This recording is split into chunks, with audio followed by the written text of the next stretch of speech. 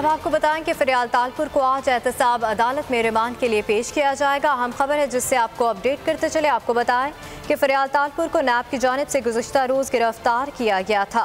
फरियाल तालपुर के लिए F8 उनकी रिहाइशगाह को सब जेल करार दिया गया है। फरियाल तालपुर पर 4.5 अरब रुपए के मनी लॉन्ड्रिंग केस में मुलव्वस होने का इल्ज़ाम है। इसी हवाले से बात करेंगे बिलाल शेख से। बिलाल शेख, बताइएगा फरियाल तालपुर को कब पेश किया जाएगा?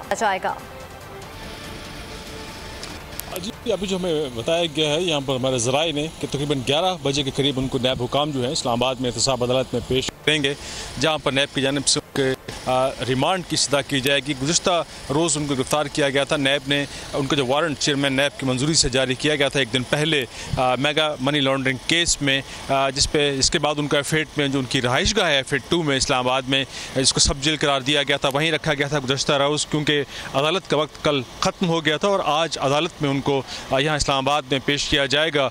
G11 में जो एहतसाब अदालत है यहाँ पर उनका रिमांड मांगेंगे नैब के तफ्तीशी जो हैं, और उसके बाद अदालत के हुक्म के मुताबिक उस पर मज़ीद पेशरफ्त की जाएगी। जी, बहुत शुक्रिया बिलाल, आपने हमें तफसीलन अपडेट किया। आपको बताएं कि Islamabad mega money laundering case फरियाल तालपुर को आज रिमांड के लिए एहतसाब अदालत में पेश किया जाएगा। फरियाल तालपुर को नैब की जानिब से गुज़श्ता रोज़ गिरफ्तार किया गया था। फरियाल तालपुर के लिए F8 में उनकी रिहाइशगाह को सब जेल करार दिया गया था। फरियाल तालपुर पर 4.5 अरब रुपए की मनी लॉन्ड्रिंग केस में मुलव्वस होने का इल्ज़ाम है।